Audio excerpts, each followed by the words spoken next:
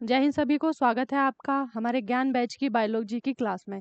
देखिए हमने chapter start किया था सेल के बारे में ही आगे देखते हैं। पीछे इसके 2 पार्ट कंप्लीट हो गए हैं। उससे पहले बैचेस की जानकारी आपको दे दूं, ये हमारे सारे बैचेस हैं, है ना। मेरी क्लास आपको रिकॉर्डेड फॉर्म में मिलेगी। आगे देखते हैं। देखिए हमने सेल स्टार्ट किया था, उसमें मैं हर पार्ट में आपके लिए क्वेश्चन लेके आ रही हूँ, है ना। यहाँ पे कुछ क्वेश्चन दिए हुए हैं, आप उसको करेंगे। पहला क्वेश्चन देखिए, क्लोरोफिल का खनिज घटक है, the mineral component of chlorophyll is, कौन सा है? आयरन है, मैग्नीशियम है, कैल्शियम है या पोटेशियम है? देखेंगे और बताएंगे, ठीक है। आगे देखते हैं। प्रकाश संश्लेषण के लिए इसकी जरूरत होती है, किसकी जरूरत होती है? धूप की, जल की, पर्णहरित यानी कि क्लोरोफिल की, या ये सभी, ऑल ऑफ देम, ये सारे हैं यार, देख के बताएंगे। कार्बोहाइड्रेट का वह रूप जो पौधों में संश्लेषित होता है निम्नलिखित में से क्या होता है? बताइए। स्टार्च के रूप में होता है, फ्रक्टोज के रूप में होता है, ग्लूकोज होता है या सेल्यूलोज होता है? ठीक है, ये कुछ क्वेश्चंस थे आपके। आगे देखते हैं। देखिए चैप्टर था हमारा सेल में बहुत सारे, मैंने आपको सेल पूरा करा दिया, उसकी इंफॉर्मेशन स्टार्टिंग की आपको दे दी सारी, उसके ऑर्गेनेली करा दिए। एक बार मैं आपको समझा देती हूँ, पिछली क्लासेस में हमने कौन कौन से सेल के ऑर्गेनल्स कर लिए। जैसे आपने स्टार्टिंग में उसमें किया था क्या, आपने सेल वॉल को पढ़ा था, सेल मेम्ब्रेन को पढ़ा था, और क्या पढ़ा था? न्यूक्लियस। और क्या पढ़ा था? ईआर, जिसको एंडोप्लाज्मिक रेटिकुलम बोला गया था। आपने माइटोकॉन्ड्रिया पढ़ लिया, आपने प्लास्टिड पढ़ लिया, आपने वैक्यूल्स पढ़ लिया, और क्या पढ़ लिया आपने? आपने इसमें वैक्यूल्स पढ़ लिया, लाइसोसोम भी हो गया,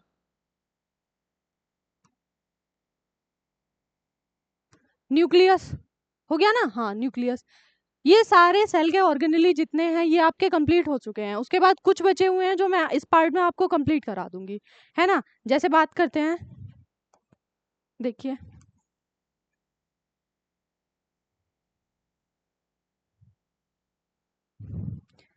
जैसे नेक्स्ट बात करते हैं गोल्जी का है, या इंग्लिश में जिसको बोलते हैं गोल्जी बॉडी या गोल्जी एपरेटस। सेल में होते हैं, इनका काम क्या होता है, कैसे वर्किंग होती है, ये सारा आपको समझा दूंगी इसमें। सबसे पहले इसकी डिस्कवरी अगर देखें तो एक साइंटिस्ट हुए कैमिलो गोल्जी, जिन्होंने इसकी खोज की थी, उसी के नाम पे इनका नाम धर दिया गया, क्या? गोल्जी बड़ी। साइंटिस्ट कौन थे? कैमिलो गोल्जी, या सी गोल्जी के नाम से इनका नाम मिल जाता है, ठीक है। अगर इनके दूसरे या अदर नेम्स की बात करें तो इनको बोलते हैं लिपोकॉन्ड्रिया, लाइपोकॉन्ड्रिया या लिपोकॉन्ड्रिया, कुछ भी बोला जाता है। उसके बाद इनको बंडल पैकर्स बोला जाता है, ट्रैफिक पुलिस बोला जाता है। मतलब इनका कुछ ऐसा काम होगा जो बंडल की तरह, ये बंडल के लिए कुछ काम करेंगे या ट्रैफिक पुलिस की तरह ये काम करेंगे। तो क्या काम करते हैं वो आपको बता दूंगी मैं आगे, ठीक है। पाए कहाँ जाते हैं? केवल eukaryotic, present only in eukaryotic cell, बस यूकैरियोटिक सेल्स में मिलेंगे, है ना। पादप कोशिकाओं में गोल्जी काय को डिक्टियोसोम्स कहा जाता है। देखिए जब ये एनिमल सेल में प्रेजेंट हैं तो इनको हम क्या पढ़ेंगे? गोल्जी बड़ी। अगर हम इन्हीं की प्रेजेंस की बात करते हैं प्लांट सेल में तो इनको क्या बोला जाएगा? डिक्टियोसोम। पेपर में क्वेश्चन पूछा जाता है कि पादप कोशिका में गोल्जी बड़ी या गोल्जी काय किसे कहा जाता है? किसे कहा जाता है? डिक्टियोसोम को कहा जाता है। या पूछा जाता है कि पादप कोशिका में जो प्लांट कोशिका, एनिमल सेल में जो गोल्जी बॉडी होता है उसकी तरह पादप कोशिका में काम कौन करता है? तो कौन करता है?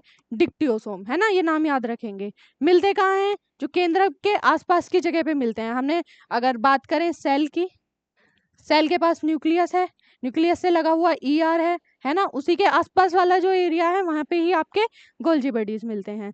और देखो अगला पॉइंट, देखो गोल्जी काय के टूटने पर लाइसोसोम और वैक्यूल्स बनते हैं। हमने पीछे बात की थी ना लाइसोसोम, क्या काम था लाइसोसोम्स का? जो सेल के अंदर जो टॉक्सिक मटेरियल होता है अगर वो एंटर कर जाता है तो उसका डाइजेशन का काम करते हैं। बात की थी ना, इंट्रासेलुलर डाइजेशन कौन कर रहा है? लाइसोसोम कर रहा है। और बात करें वैक्यूल्स की, तो वैक्यूल्स का काम क्या था? प्लांट्स में बड़े होते हैं, एनिमल्स में छोटे होते हैं, बताया था। क्यों? क्योंकि पानी को अपने पास स्टोर करके रखते हैं, मतलब कि, है ना। तो वो कौन होते हैं? वैक्यूल्स। तो ये गोल्जी काय बनते किससे हैं? लाइसोसोम और वैक्यूल्स के टूटने से बनते हैं, है ना। या मतलब इन जो गोल्जी काय हैं जब ये टूटेंगे तो इससे लाइसोसोम और वैक्यूल्स बनेंगे आपके, ठीक है। फंक्शन की बात करें तो कार्य क्या होता है इनका, प्रोटीन और लिपिड जो होते हैं उनके अणुओं को बांधकर रखने का कार्य करते हैं। मैंने इसका नाम बोला था ना, बंडल पैकर्स, मतलब कुछ ना कुछ बांध के रखने का काम करेंगे। अब देखो मैंने आपको एक चीज बताई थी, जब आरएनए पढ़ाया था आरएनए के टाइप बताए थे। कितने टाइप बताए थे? एक होता है आपका mRNA, एक होता है आपका rRNA, और एक होता है आपका tRNA, है ना। अगर मैं इन तीनों की बात करूं तो mRNA का काम क्या था, सेल में जहां पे प्रोटीन की जरूरत है वहां से मैसेज लेके आ रहा था, कहां पे, rRNA के पास, राइबोसोमल आरएनए के पास, क्या कह के कि इस पार्ट को प्रोटीन की जरूरत है, rRNA राइबोसोम बना दो, है ना, यही तो था इसका काम। उसके बाद अगर मैं नेक्स्ट बात करूं tRNA की, इसका काम क्या था, जो rRNA ने राइबोसोम्स बनाए थे, है ना, जो प्रोटीन उसने बनाई थी, इसको उसने क्या किया था, इसने ट्रांसफर करने का काम किया था। अब देखो यहाँ इसका काम क्या होगा, जो प्रोटीन और लिपिड के अणु हैं इनको बांध के रखने का काम किया जाएगा। वही फिर से कि सेल का कोई पार्ट है जहां पे प्रोटीन की कमी हो गई, तो मैसेज कौन लेके आया, mRNA मैसेज लेके आया किसके पास, अगर यहाँ पे rRNA है तो इसके पास मैसेज लेके आया कि यहाँ पे प्रोटीन की कमी है और तुम प्रोटीन बना दो। अब rRNA सेल में जगह जगह पड़े हुए हैं, तो ये जहां जहां पड़े हैं वहां वहां पे प्रोटीन बना देंगे, है ना। अब इन्होंने सेल में जगह जगह पे, और सेल में आपको पता है बहुत सारे न्यूक्लियस है, माइटोकॉन्ड्रिया है, गोल्जी बॉडी है, प्लास्टिड है, बहुत सारे ऑर्गेनेली पड़े हुए हैं, मतलब ये पूरा भरा हुआ है, तो एक तरीके का ट्रैफिक लगा हुआ है। दिक्कत आती है किसको, tRNA को। अब ये कहता है कि सेल में जगह जगह प्रोटीन बिखरा पड़ा हुआ है, जिसको मुझे लेके जाना है कहाँ, जिस सेल को इसकी जरूरत है वहां तक लेके जाना है। तो गोल्जी बॉडी क्या करते हैं, ये करते हैं tRNA की हेल्प। क्या हेल्प करते हैं, ये क्या करते हैं, ये प्रोटीन को जो है बंडल्स में बांध देते हैं। तो क्या करते हैं, जहां जहां गोल्जी बॉडी, जहां जहां पे आपका प्रोटीन बना हुआ होगा, इसको उठाएगा और बंडल्स की तरह पैक कर देगा और हेल्प कर देगा किसकी, tRNA की। tRNA इसको इकट्ठा करेगा और ले जाके दे देगा जहां पे जरूरत होगी, है ना, ये इसका काम हो गया। तो इसका काम क्या होता है, प्रोटीन और लिपिड को बंडल में बांध देता है। अब देखो बंडल बंडल पैकर्स पता लग गया कि प्रोटीन को बांधने का काम किया। ट्रैफिक पुलिस क्यों बोला गया इसको, ट्रैफिक पुलिस का काम क्या होता है, चालान काटना, उसके अलावा भी तो और काम होता है क्या, जो रोड पे जाम लग जाता है उसको क्लियर कराने का काम कौन करता है, ट्रैफिक पुलिस। तो इसीलिए इसको यहाँ, अब ये सेल के अंदर जगह जगह पे जो आरएनए बन गया था, इसको इकट्ठा करके और कलेक्ट करके कहाँ पहुंचाया, tRNA के पास। तो मतलब इसने किसका काम किया, जो जाम था बीच में उसको क्लियर कराने का काम किसका था, गोल्जी बॉडी का। तो इसलिए उसको सेल का ट्रैफिक पुलिस भी बोल दिया जाता है। अगर मैं बात करूं आपसे, तो सेल का पावर हाउस किसको बोला जाता है, किसको बोला जाता है, माइटोकॉन्ड्रिया को। दूसरी बात करूं कि जो किचन ऑफ द सेल या कोशिका का रसोई घर किसको बोला जाता है, या प्लांट सेल का रसोई घर किसको बोला जाता है, किसको बोला जाता है, आपके क्लोरोप्लास्ट को। दूसरी बात करूं, brain of the cell, controller of the cell या मैनेजर ऑफ द सेल कौन होता है, किसके पास कंट्रोल होता है पूरी सेल का, न्यूक्लियस के पास, है ना। और अगर मैं बात करूं फैक्ट्री, जो प्रोटीन की फैक्ट्री होती है, प्रोटीन को बनाने का काम किसका होता है, प्रोटीन सेल की प्रोटीन फैक्ट्री अगर पूछे तो कौन होता है, राइबोसोम होता है। ऐसे ही इसी के नाम होते हैं, जैसे इतने सारे मैंने आपको बताए। तो इसमें कौन, बंडल पैकर्स पूछ ले आपसे, ट्रैफिक पुलिस पूछ ले आपसे, लिपोकॉन्ड्रिया पूछ ले, किसके नाम है सारे, गोल्जी बॉडीज के, है ना, ये याद रखेंगे। चलिए अपना आगे देखते हैं। आगे पॉइंट है आपका सूक्ष्मकाय, या जिनको बोला जाता है आपका माइक्रोबॉडीज या माइक्रोट्यूब्यूल्स। होते कहते हैं कैसे हैं, ये स्ट्रक्चर में छोटे छोटे होते हैं, छोटी छोटी इनकी स्ट्रक्चर मिलेगी, अभी आगे दिखाऊंगी। ये कैसे बनते हैं, ये गोल्जी काया ईआर के टूटने पर बनते हैं। गोल्जी काया भी पीछे पढ़ा था आपने, ईआर ये सेल है ना, सेल का न्यूक्लियस है। न्यूक्लियस से लगे हुई कुछ इस तरीके की जो स्ट्रक्चर्स आपको दिखाई देती हैं पूरी सेल के अंदर, जाल जैसा, ये क्या होते हैं, ईआर। अब क्या होता है, ये ना जगह जगह से टूट जाते हैं, अपने किनारों से टूट जाते हैं। या अब बात कर लो गोल्जी बॉडीज की, जो सेल के अंदर पड़े हुए हैं, ये क्या करते हैं, ये साइडों से टूट जाते हैं। टूटने के बाद क्या बना देते हैं, छोटी छोटी माइक्रो बॉडीज बना देते हैं, जिनको बोला जाता है सूक्ष्मकाय या माइक्रोट्यूब्यूल्स, है ना। बने हुए कैसे होते हैं ये मैंने आपको बता दिया। उसके बाद बात करें मिलते कहाँ हैं, कि यूकैरियोटिक कोशिकाओं में पाए जाते हैं। यूकैरियोटिक कोशिका मतलब जो हमारी सेल्स हैं, जो मल्टी सेलुलर होते हैं, है ना, जिनका जो न्यूक्लियस होता है वो बिल्कुल मैच्योर वाला होता है, नया वाला होता है, इसकी बाहर की कवरिंग अच्छी तरह से बनी हुई होती है ना। अगर इसके फंक्शन की बात करें, फंक्शन क्या होता है, तो साइटोस्केलेटन बनाते हैं। यहाँ से तोड़ लो, साइटो मतलब सेल, स्केलेटन मतलब ढांचा, बोलते हो ना आप ना, स्केलेटन सिस्टम, कंकाल तंत्र। तो जो सेल का स्केलेटन सिस्टम होता है उसको बनाने का काम कौन करता है? कौन करता है? आपके माइक्रोबॉडीज, है ना, इसको याद रखना है। चलिए आगे देखते हैं। आगे माइक्रोबॉडीज के टाइप्स आते हैं कि ये किस किस तरीके के होते हैं।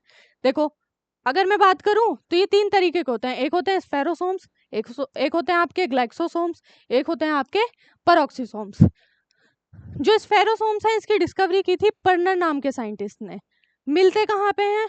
Only in plant cells. मिलेंगे कहाँ पे? खाली जो प्लांट सेल्स होती हैं बस उनके अंदर मिलते हैं। काम क्या होता है इनका? हाइड्रोलिटिक एंजाइम इनमें मौजूद होता है। अब हाइड्रोलिटिक एंजाइम, अगर आपने सेल ऑर्गेनेल पढ़ा होगा, लाइसोसोम, तो उसका काम क्या था? उसके अंदर कौन सा एंजाइम था? उसके अंदर यही एंजाइम था, हाइड्रोलिटिक एंजाइम। लेकिन वो वाला ऑर्गेनेल मिल कहाँ रहा था? वो वाला मिला था खाली आपको कहाँ पे?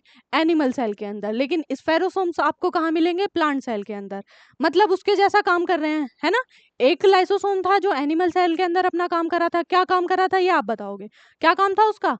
जो सेल के अंदर कोई टॉक्सिक मटेरियल आ गया उसको पचाने का काम था ना। मैंने बताया था ना कि इस तरीके से अगर लाइसोसोम है और इसके अंदर कोई ऐसा कंपाउंड आ गया जिसका पाचन जो सेल कर नहीं पा रही है, तो ये क्या करते हैं, ये जो इसके अंदर हाइड्रोलिटिक एंजाइम होता है इसकी बारिश कर देते हैं उसके ऊपर, है ना। एक बार देखो, फिर से दिखाती हूँ। ये कोई मटेरियल आ गया सेल के अंदर, हाइड्रोलिटिक एंजाइम इसने छोड़ा और इसका डाइजेशन कर दिया, इसको पचा दिया, है ना।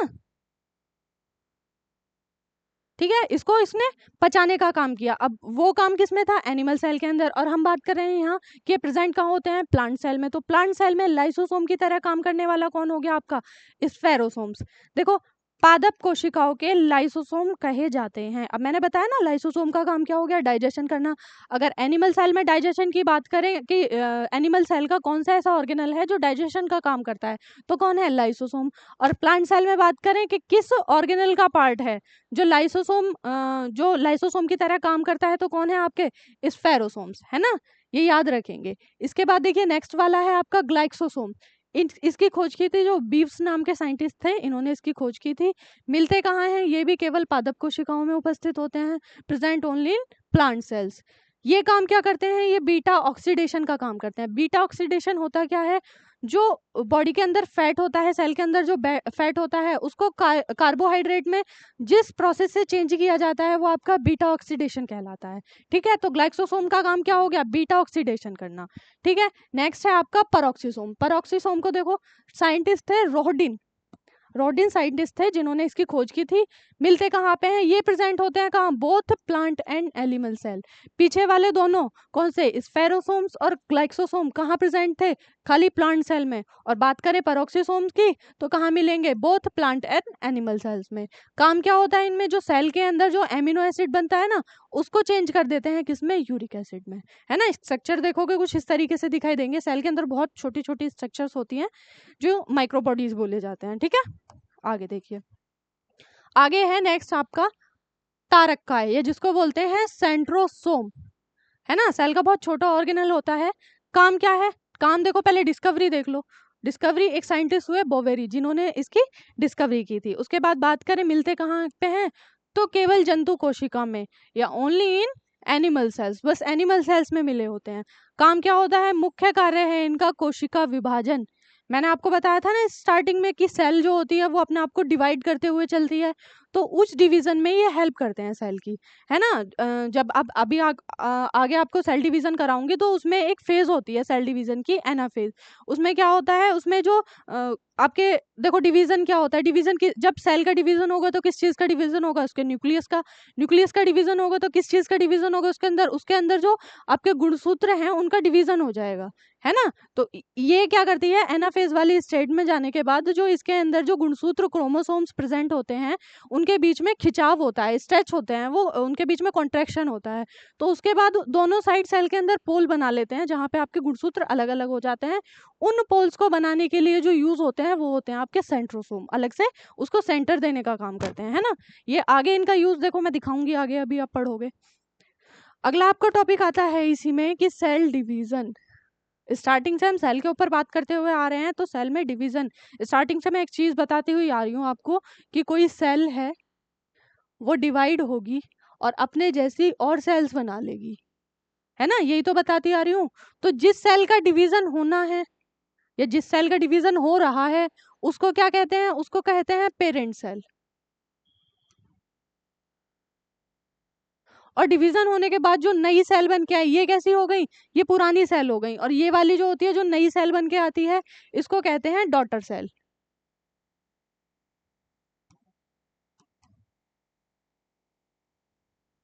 ठीक है, ये दोनों हो गई आपकी डॉटर सेल। मतलब जिस सेल का डिवीजन करने वाले हैं या होने वाला है वो कौन सी हो गई, वो पेरेंट सेल हो गई। और जिस सेल का डिवीजन डिवीजन के बाद जो नई सेल बन के आई है वो कौन सी हो गई, डॉटर सेल हो गई। देखिए सेल डिवीजन क्या होता है, पैतृक कोशिकाओं से नई संतति यानी कि नई डॉटर सेल्स का बनना, इनके बनने की जो क्रिया होती है क्या कहते हैं, उसको सेल डिवीजन कहते हैं। The process of formation of new daughter cells from the parent cell, parent cell से नई डॉटर सेल का बनना क्या है आपका, सेल डिवीजन। अब सेल डिवीजन के टाइप देखोगे तो इसके अलग अलग टाइप होते हैं। अगर मैं इसके टाइप की बात करूं तो मेनली तो दो होते हैं, लेकिन तीसरा वाला मैंने आपको बता दिया है। तीसरा होता है इसका असूत्री विभाजन जिसको एमाइटोसिस बोला जाता है। एक होता है आपका समसूत्री विभाजन जिसको माइटोसिस बोला जाता है। एमाइटोसिस और माइटोसिस अंतर है दोनों में। तीसरा है अर्धसूत्री विभाजन यानी कि मियोसिस। यहाँ देखो सूत्र का मतलब समझना, यहाँ भी सूत्री देख रहे हो, जब आपने क्रोमोसोम को पढ़ा था हिंदी में उसको क्या बोलते हैं, गुणसूत्र। तो किसका डिवीजन हो रहा है, मतलब कि गुणसूत्र का, यानी कि क्रोमोसोम का डिवीजन हो रहा है। असूत्री मतलब नहीं हो रहा है, जहां पे क्रोमोसोम का डिवीजन नहीं हो रहा है कौन सा होगा, एमाइटोसिस यानी कि असूत्री विभाजन, है ना। जहां पे समसूत्री, सम मतलब समान एक जैसा, जहां पे गुणसूत्रों का समान विभाजन हो रहा है, क्रोमोसोम्स का सेम डिवीजन हो रहा है, वहां कौन सा होगा आपका, समसूत्री विभाजन। अर्ध मतलब आधा, जहां क्रोमोसोम्स का डिवीजन होने के बाद वो जो डॉटर सेल बन के आ रही है वो आधी बनी हुई है, तो वो कौन सा होगा आपका, अर्धसूत्री विभाजन। आगे ये होते कैसे हैं ये दिखाती हूँ आपको। डिफरेंस देखो तीनों में। जैसे पहला है आपका असूत्री विभाजन यानी कि एमाइटोसिस। इसमें क्या होता है, किसी भी प्रकार का कोशिकीय विभाजन नहीं होता, no cell division in any kind takes place. मतलब इस टाइप की सेल्स जिनमें किसी भी तरीके का डिवीजन नहीं होता, कौन सी सेल्स होती हैं, अभी देखो जो लोअर क्लास के एनिमल्स होते हैं ना, निम्न वर्ग के जंतु, जैसे कि बैक्टीरिया हो गया, अमीबिया हो गया, जो कैसे होते हैं, जिनके अंदर वन क्रोमोसोम होता है यानी कि एक सेल वाले होते हैं। जैसे आपने देखा होगा, देखा नहीं होगा, मैं बता देती हूँ, जो बैक्टीरिया होता है जैसा वो जन्म लेता है, जैसा वो पैदा होता है, जब वो मरता है उस टाइम पे भी वो ऐसे ही रहता है। मतलब जो जैसा पैदा हुआ ऐसे ही मर गया, बिल्कुल सेम रहा, एक ही सेल के अंदर उसकी सारी लाइफ कंप्लीट हो गई। उसमें कैसा डिवीजन होगा, उसमें होगा असूत्री विभाजन। अगर डिवीजन होता तो कैसी दो सेल बन जाती, चार सेल बन जाती, लेकिन ये है कैसा, सिर्फ एक सेल वाला। तो ये मिलता किसमें है, जो आपके निम्न वर्ग के जंतु होते हैं ये वाला डिवीजन होता है उनके अंदर। ठीक है, नेक्स्ट देखते हैं। नेक्स्ट है आपका समसूत्री विभाजन या माइटोसिस जिसको बोलते हैं। इसके बारे में बताया था साइंटिस्ट हुए थे फ्लेमिंग, ये नाम याद रखना, फ्लेमिंग ने बताया था। इन्होंने क्या बताया था कि प्रत्येक पुत्री कोशिका आनुवांशिक रूप से पितृ कोशिका के समान है। अभी पीछे जब मैंने बना के दिखाया वो सेम ही तो बात थी कि जितनी भी डॉटर सेल बनेंगी सेल का डिवीजन होने पे वो कैसी होंगी, पिछली वाली सेल की जैसी होंगी, है ना। अगर देखो इसमें अगर एक बात और समझाऊं मैं,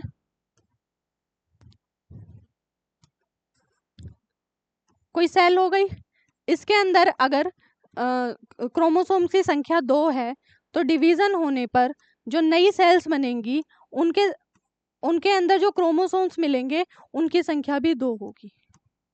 मतलब जितने क्रोमोसोम पेरेंट सेल में थे उतने क्रोमोसोम ही आपके डॉटर सेल के अंदर आ गए, है ना।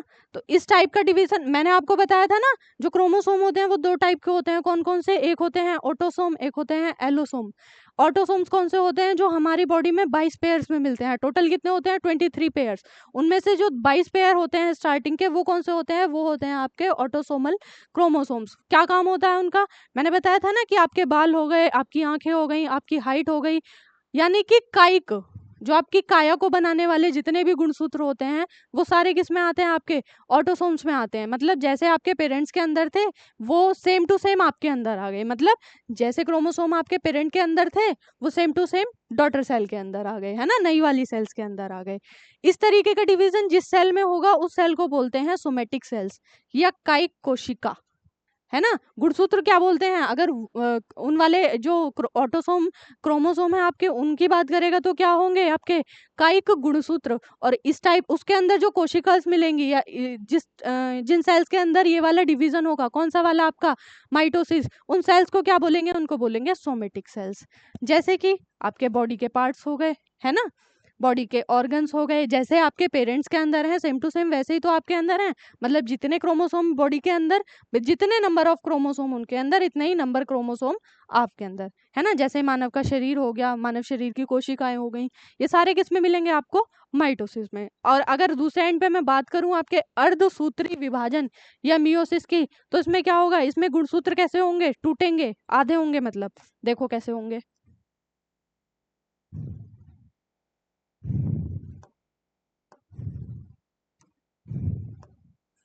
देखो इसमें अगर साइंटिस्ट की बात करें इनकी, तो साइंटिस्ट है हर्टविग, जिसने किसके बारे में बताया, जिसने मियोसिस के बारे में बताया। हिंदी में नाम ये वाले रखने में, याद रखने में ज़्यादा आसान होते हैं, तो थोड़ा ध्यान रखना इनका।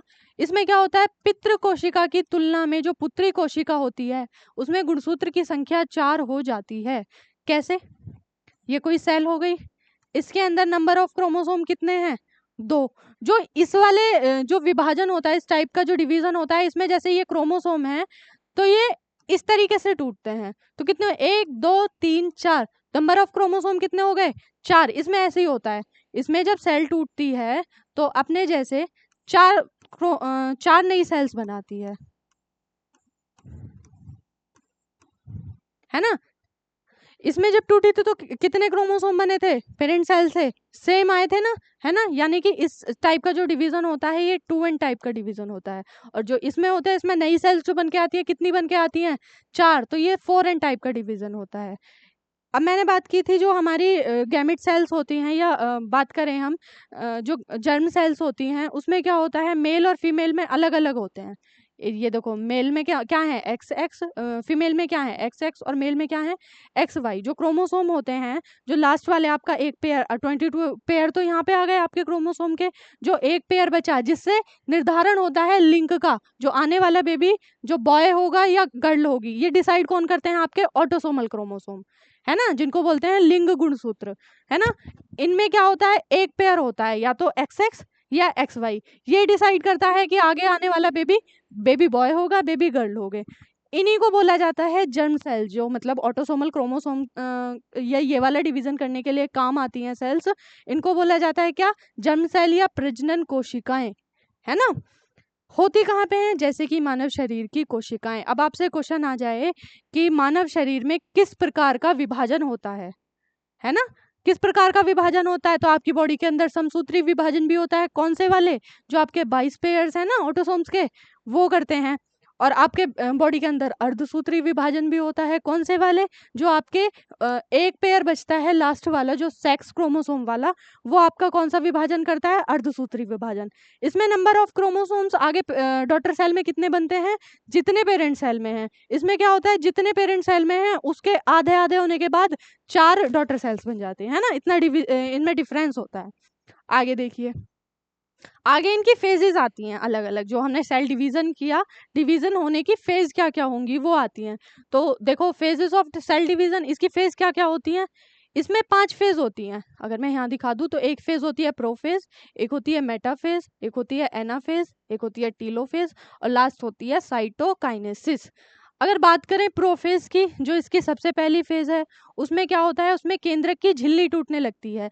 जैसे कि कोई न्यूक्लियस है, ये मान लो ये सेल है, और सेल के अंदर उसका न्यूक्लियस है, तो इसके बाहर जो सेल मेम्ब्रेन होगी ना, ये टूटना शुरू हो जाती है। किस फेज में, प्रोफेज में। जो पहली फेज होती है उसमें जो सेल है, सेल के अंदर न्यूक्लियस है, न्यूक्लियस के बाहर जो मेम्ब्रेन है, न्यूक्लियस मेम्ब्रेन, वो टूटना शुरू कर देती है। क्यों टूटना शुरू कर दिया, क्योंकि डिवीजन होना है, डिवीजन होने के बाद नई सेल्स बननी है, तो सबसे पहले तो इसी का टूटना जरूरी है। तो अगर आपसे पूछे क्वेश्चन कि जो मेम्ब्रेन होती है न्यूक्लियस की, वो किस फेज में टूटती है, तो याद रखिएगा प्रोफेज। जो पहली फेज होती है प्रोफेज, उसके बाद आती है आपकी दूसरी फेज मेटाफेज। इसमें क्या होता है, इसमें गुणसूत्रों में खिंचाव पैदा होने लगता है। पीछे अभी मैंने बात की थी ना, इनका काम क्या होता है, देखो,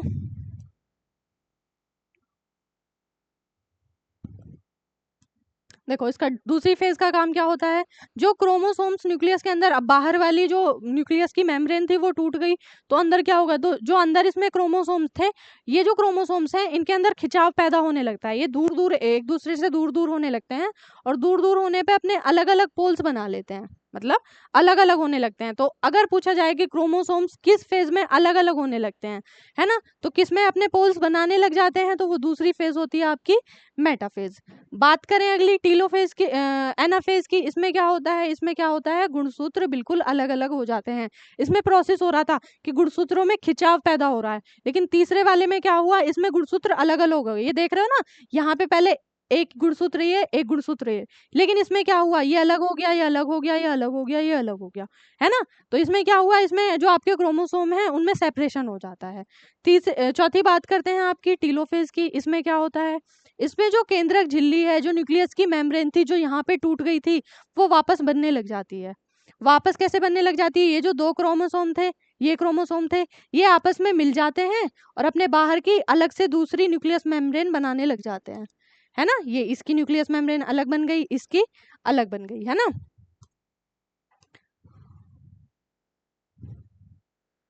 देखो यहाँ से देखो, इसने अपनी मेम्ब्रेन अलग बना ली, इसने अपनी मेम्ब्रेन अलग बना ली। अब कहने का मतलब क्या है, एक ही न्यूक्लियस, एक ही सेल के अंदर है, एक ने न्यूक्लियस के अंदर ही अलग मेम्ब्रेन बना ली, दूसरे ने अलग मेम्ब्रेन बना ली। तो लास्ट आपकी जो फेज बनती है वो है साइटोकाइनेसिस। इसमें क्या होता है, इसमें जो लास्ट फेज में क्या होता है, जो न्यूक्लियस जिसके अंदर आपकी मेम्ब्रेन बनी हुई है और अंदर क्रोमोसोम पड़े हुए हैं, तो ये टूट जाती है बीच में से। तो आधे क्रोमोसोम इसमें आ गए, आधे क्रोमोसोम इसमें आ गए, मतलब कि जो अंदर टूटे हुए क्रोमोसोम थे जिन्होंने अपनी मेम्ब्रेन अलग से बना ली थी, वो टूट जाते हैं और आगे जाकर नई सेल्स बना देते हैं, है ना। सेल का डिवीजन इस तरीके से होता है। तो इसमें 5 फेज होती हैं, कौन कौन सी, पहली होती है प्रोफेज, जिसमें न्यूक्लियर की मेम्ब्रेन टूटना शुरू करती है। दूसरी, जिसमें न्यूक्लियर अलग अलग पोल बनाना शुरू कर देते हैं। तीसरी एनाफेज, जिसमें आपके जो क्रोमोसोम है बिल्कुल अलग हो जाते हैं। चौथी, इसमें क्या होता है, क्रोमोसोम अपने बाहर अपनी मेम्ब्रेन बनानी शुरू कर देते हैं, अपना न्यूक्लियस जो होता है उनका, उसकी मेम्ब्रेन बनानी शुरू कर देते हैं। और पांचवी लास्ट वाली क्या होती है कि वो सेल अपने आप को डिवीजन कर लेती है ना। सबसे इजी काम कहाँ होता है, लास्ट में। इसके पास क्या ऑप्शन बचता है कि अपने आप को डिवाइड कर ले, क्यों, क्योंकि इन्होंने अपने अपने दोनों न्यूक्लियस अलग बना लिए। ठीक है, आगे देखते हैं। इसी में अगला आता है हमारा अर्धसूत्री विभाजन। अर्धसूत्री मैंने पीछे बताया था ना, जो प्रोफेज होती है, मेटाफेज होती है, एनाफेज होती है, टीलोफेज होती है, या साइटोकाइनेस होती है, उसमें क्या हुआ था, आपकी नीचे जाके 2 सेल बन गई थी। उसी प्रोसेस को रिपीट कर दो एक बार। रिपीट कैसे कर दो, अगर देखो पीछे चलें एक बार फिर से, तो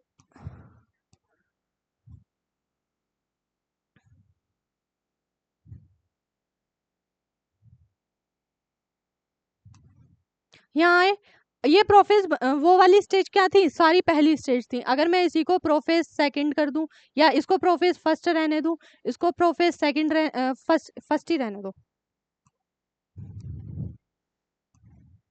इसको भी फर्स्ट रहने दूं, एनाफेज फर्स्ट हो गई, टीलोफेज फर्स्ट हो गई, और साइटोकाइनेस हो गई।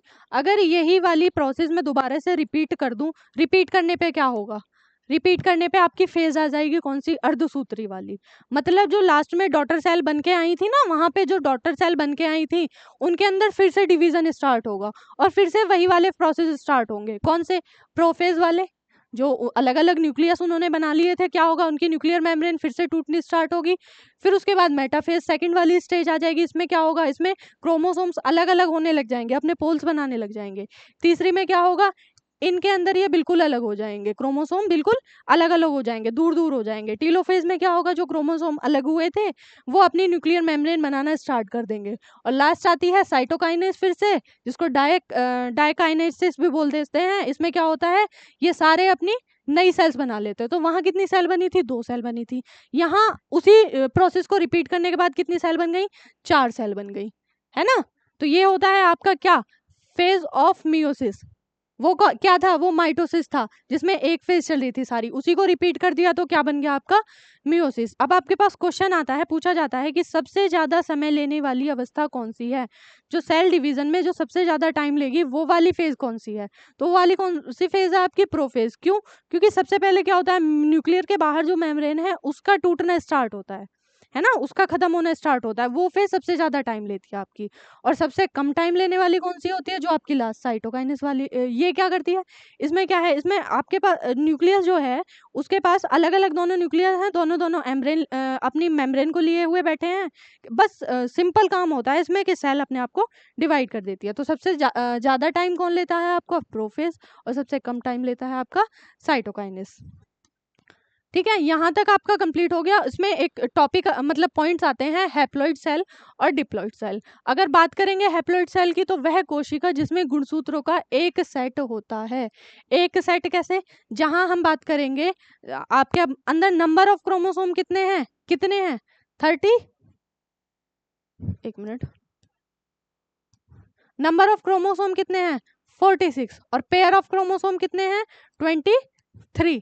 इन्हीं के ऊपर बात करेंगे, जहां गुणसूत्रों का सिर्फ एक सेट मिले। एक सेट कहाँ पे मिल रहा था आपको गुणसूत्रों का, अगर बात करोगे आप आपके एक्स एक्स और एक्स वाई, जो आपके फीमेल क्रोमोसोम और मेल क्रोमोसोम थे, इनके अंदर जो क्रोमोसोम्स का सेट था कैसा था, एक सिंगल सेट था। फीमेल में क्या था, ओवा। अगर हम गैमेट की बात करें तो इसमें ओवा हो गया, और इसमें बात करें स्पर्म हो गए। मतलब कि 23 आपके यहाँ हो गए, 23 आपके यहाँ हो गए क्रोमोसोम्स। और बनने के बाद क्या, जो अगली सेल बनेगी उसमें कितने बनेंगे 23 पेयर्स। तो यहाँ पे जो सेल बनी, जहां पे गुणसूत्रों का सिर्फ एक सेट बना, ये कौन सी होंगी आपकी हैप्लॉइड।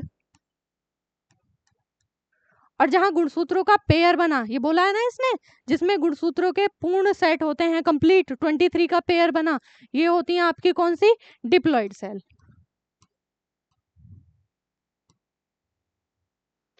है ना, देखो, वह कोशिका जिसमें गुणसूत्रों का सिर्फ एक सेट हो। एक सेट कहाँ से मिला आपको, जो आपकी ये होती है ना गैमेट सेल्स, है ना, ओवा और स्पर्म, इसको मिलाने से इसमें कितने क्रोमोसोम 23 क्रोमोसोम, इसमें कितने क्रोमोसोम 23 क्रोमोसोम। जहां नंबर ऑफ क्रोमोसोम्स की बात हो गई वो आपकी हैप्लॉइड सेल। जहां पर पेयर ऑफ क्रोमोसोम हो गए, है ना, इन दोनों के फर्टिलाइजेशन से जो अगला जाइगोट बनेगा उसमें पेयर क्रोमोसोम के कितने पेयर होंगे 23 पेयर होंगे ना। तो वो कैसी सेल हो गई, वो होती है आपकी डेप्लॉइड सेल। इसमें देखो बोला हुआ है कि हर गुणसूत्र की 2 प्रतियां होती हैं, हर क्रोमोसोम की अपनी 2 प्रतियां होती हैं, है ना, इसको ऐसे ले सकते हो। चलो आगे देखते हैं। यहाँ पे आपका सेल वाला चैप्टर पूरा कंप्लीट हो जाता है, उससे रिलेटेड कुछ क्वेश्चंस हैं, उनको देखते हैं। जैसे क्वेश्चन है आपका कि जीनों में कुछ लक्षणों का उल्लेख नीचे किया गया है, कौन सा विकल्प जीनों के गलत लक्षण को दर्शाता है। इसमें से कौन सा गलत है ये बताना है आपको। जीन से रिलेटेड क्वेश्चन है। जीन से देखो, ये प्रोटीन का उत्पादन करके लक्षणों को नियंत्रित करते हैं। आगे देखते हैं। प्रत्येक जनन कोशिकाओं में एक जीन सेट होता है, ये बात तो बिल्कुल सही है। मैंने बताया था ना कि एक जीन एक कैरेक्टर को डिसाइड करता है ना, तो ये बात तो इसकी बिल्कुल मतलब ठीक हो गई। इनमें कोई परिवर्तन नहीं होता, इसको रोक लो अभी। ये डीएनए के खंड हैं, ये भी बात सही है कि ये डीएनए के खंड हैं। इसमें देखो, ये प्रोटीन का उत्पादन करके लक्षणों को, जब आप क्रोमोसोम की बात करते हो, क्रोमोसोम पे जीन लगे हुए होते हैं, तो ये हमारे लक्षणों, जो हमारे कैरेक्टर्स होते हैं, एक पीढ़ी में दूसरी पीढ़ी में कितने जाने हैं कितने नहीं जाने, इनको कंट्रोल करने का काम किसका होगा, क्रोमोसोम का। क्रोमोसोम के ऊपर मिलेंगे आपको जीन, मतलब ये वाला पॉइंट भी सही हो गया। अब बचा ये वाला पॉइंट, इनमें कोई परिवर्तन नहीं होता। एक शब्द बोला था मैंने, म्यूटेशन,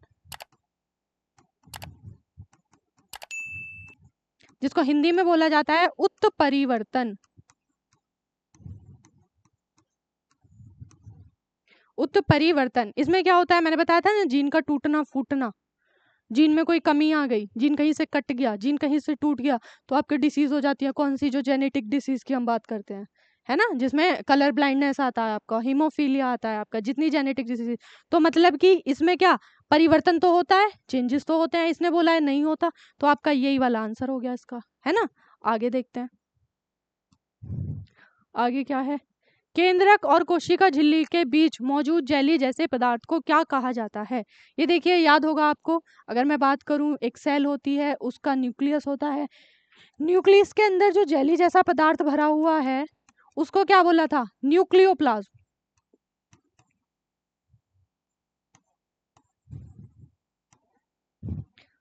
और सेल के अंदर जो भरा हुआ मिला था, उसको क्या बोला था, साइटोप्लाज्म।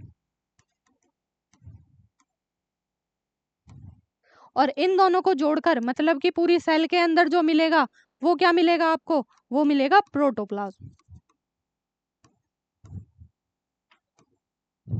कैसे, साइटोप्लाज्म सेल के अंदर मिला मतलब कोशिका के अंदर मिला, कोशिका द्रव्य, केंद्रक के अंदर मिला मतलब केंद्रक द्रव्य, और पूरी कोशिका के अंदर मिला, न्यूक्लियोप्लाज्म और साइटोप्लाज्म को ऐड करो, पूरे को मिला के बोला जाता है प्रोटोप्लाज्म यानी कि जीव द्रव्य। अब इसका क्वेश्चन क्या है कि कोशिका झिल्ली के बीच जो मौजूद केंद्रक पदार्थ है, केंद्रक और कोशिका झिल्ली के बीच, अब यहाँ केंद्रक और कोशिका झिल्ली के बीच में आपको क्या मिल रहा है, साइटोप्लाज्म, तो आंसर इसका क्या होगा, साइटोप्लाज्म, साइटोप्लाज्म के कोशिका द्रव्य। ठीक है, आगे देखो, आगे है कोशिका विभाजन के संदर्भ में जो प्रोफेज अवस्था होती है उसमें कौन सा गुणसूत्र संबंधी व्यवहार होता है, बताइए। अभी देखी थी आपने प्रोफेज, कौन सी स्टेज है, पहली स्टेज है। इसमें देखो क्या होगा, गुणसूत्रों का सूत्र युग्म होना, या गुणसूत्रों का पूर्ण हो जाना, या समजात गुणसूत्र के जोड़े बनना, या गुणसूत्र का संघनित होना। इसमें से बताओ कौन सा सही होता है, देखो और बताओ कौन सा सही होता है। देखो जो पहली स्टेज थी क्या था, उसमें न्यूक्लियर मेम्ब्रेन टूट रही थी, लेकिन गुणसूत्र कैसे थे, संघनित थे, एक साथ थे, तो इसका आंसर ये हो गया, गुणसूत्रों का संघनित होना। आगे देखो, आगे है विभाजन के दौरान गुणसूत्रों का व्यवस्थित अध्ययन करने वाला पहला व्यक्ति कौन था, जिसने इस प्रक्रिया को समसूत्री विभाजन या माइटोसिस कहा था। अब आप बताओ मुझे, माइटोसिस के बारे में जो साइंटिस्ट थे किसने बताया था उनके बारे में, थॉमस हंट, ल्यूवेनहॉक, फ्लेमिंग या मिशर, साइंटिस्ट हो गए आपके मिशर। ठीक है, आगे देखते हैं। नेक्स्ट है पादप कोशिका में उपस्थित उस कोशिकांग की पहचान कीजिए जो जंतु कोशिका में नहीं होता, मतलब ऐसे ऑर्गेनल की बात बताइए जो खाली प्लांट सेल में मिलेगा, एनिमल सेल में आपको नहीं मिलेगा। केंद्र की बात करें तो प्लांट सेल एनिमल सेल दोनों में होता है। न्यूरॉन की बात करें, ये आपके ब्रेन से रिलेटेड जब आप पढ़ोगे ना नर्वस सिस्टम, उसमें मिलेगा, मतलब एनिमल्स के अंदर होता है ना, हमारे अंदर होता है। प्लास्टिड ये नहीं होता, ये मिलता है कहाँ, बस प्लांट सेल में। क्यों, क्योंकि प्लांट्स को जरूरत होती है फोटोसिंथेसिस की, तो ये प्लांट्स के अंदर मिलता है। और तीसरा कोशिका द्रव्य दोनों के अंदर होता है। ठीक है, आगे देखिए, आगे है राइबोसोम किससे बनते हैं। राइबोसोम टॉपिक आपने पढ़ा होगा तो पता होगा राइबोसोम किससे बनते हैं, केवल आरएनए से, केवल प्रोटीन से, केवल डीएनए से, या प्रोटीन आरएनए दोनों से। तो राइबोसोम बनते हैं आपके प्रोटीन और आरएनए से। ठीक है, आगे चलिए, अगला क्वेश्चन है कोशिका में तारककाय का मुख्य कार्य क्या होता है, जो सेंट्रोसोम होते हैं, अभी बात की थी हमने, सेंट्रोसोम क्या होते हैं, क्या काम है इनका, जीवाणु कोशिका में खनिज संरचना बनाए रखना, नहीं ऐसा कुछ पढ़ा ही नहीं हमने। कोशिका जो पादप कोशिका है उसके गुणन में मदद करता है, ऐसा भी कुछ नहीं सुना। पशु कोशिका में कोशिका विभाजन में सहायता के लिए, प्लांट सेल कोशिका विभाजन में सहायता के लिए, या पादप कोशिका में कठोरता बनाए रखने के लिए, ये भी नहीं है। तो इसका आंसर क्या होगा, जो हमारी एनिमल सेल में डिवीजन होता है उसमें हेल्प करते हैं ये। ठीक है, आगे देखिए, अगला क्वेश्चन है आपका, किस अंग को कोशिका का डाकघर कहा जाता है। पोस्ट ऑफिस, अभी हमने बात की थी बंडल पैकर्स की, है ना, बंडल पैकर्स या ट्रैफिक पुलिस की बात की थी। तो काम क्या था उसका, जो आसपास जो आरएनए, जो आपका आरएनए था उसने जो प्रोटीन बनाया था उसको एक जगह इकट्ठा किया। पोस्ट ऑफिस में काम क्या होता है, जो जगह जगह से पार्सल्स आते हैं वो एक जगह इकट्ठे किए जाते हैं और फिर जहां जाने हैं उनको भेज दिया जाता है। तो ऐसे ही आपका काम किसका होता है, गोल्जी बडी का, है ना, जो प्रोटीन बना हुआ होता है जगह जगह पर उसको एक जगह से मतलब उठा के इकट्ठा करता है और जहां जरूरत होती है वहां टीआरएनए को दे देता है ना, ट्रांसफर करने के लिए। तो इसमें आंसर क्या होगा आपका, गोल्जी बडीज। आगे देखो, आगे क्वेश्चन है निम्नलिखित में से कौन सी पादप कोशिकाओं की एक विशेषता है, अगर प्लांट सेल का कोई कैरेक्टरिस्टिक है तो कौन सा है। इनमें छोटी राजधानी होती है, यानी कि छोटी वैक्यूल्स होते हैं, गलत बात है ना। इसके अंदर वैक्यूल्स कैसी होती है, बड़ी, क्योंकि प्लांट्स को क्या होती है, पानी को स्टोर करने की जरूरत होती है। अगर एक दिन आपने उनको पानी नहीं दिया तो वो काम चला सकते हैं ना, क्यों चला सकते हैं, क्योंकि उनके अंदर प्रेजेंट है क्या, राजधानी। आगे बात करें, हरित लवक अनुपस्थित होता है। अगर प्लांट सेल की बात करो तो प्लांट सेल में हरित लवक होता है या नहीं होता, प्लास्टिड प्लांट सेल के अंदर होते हैं, तो इसने ये पॉइंट गलत बोल दिया कि अनुपस्थित होता है, मतलब कि प्रेजेंट होता है। लवक अनुपस्थित होता है जब हरित लवक है, हरित लवक किसके अंदर आ रहा था, लवक के अंदर, है ना, तो मतलब अनुपस्थित होता है, ये पॉइंट भी इसका गलत है। इसमें कोशिका भित्ति पाई जाती है, ये वाला पॉइंट इसका बिल्कुल सही है। प्लांट सेल जो होती है इसके अंदर क्या, जो सेल की वॉल्स हैं, सेल वॉल्स हैं वो पाई जाती है ना, इसको याद रखेंगे। आगे देखिए, नेक्स्ट क्वेश्चन है एमआरएनए। एमआरएनए मतलब मैसेंजर आरएनए से जुड़े राइबोसोम का जो समूह है उसको क्या कहा जाता है? स्ट्रक्चर मैंने आपको एक बताई थी कि जो आपके राइबोसोम्स होते हैं वो इस तरीके से एमआरएनए से लगे हुए होते हैं, इस तरीके से एमआरएनए से लगे होते हैं। और जब इस तरीके से राइबोसोम एमआरएनए से लगे हुए होते हैं तो उसको क्या बोला जाता है? उसको बोला जाता है आपका पॉलीसोम्स। तो ये याद रखेंगे, ठीक है। यहाँ तक की आपकी क्लास थी, कंप्लीट हो गई, आपका सेल वाला टॉपिक पूरा कंप्लीट हो गया। आगे आएंगे नए टॉपिक के साथ। जय हिंद सभी को।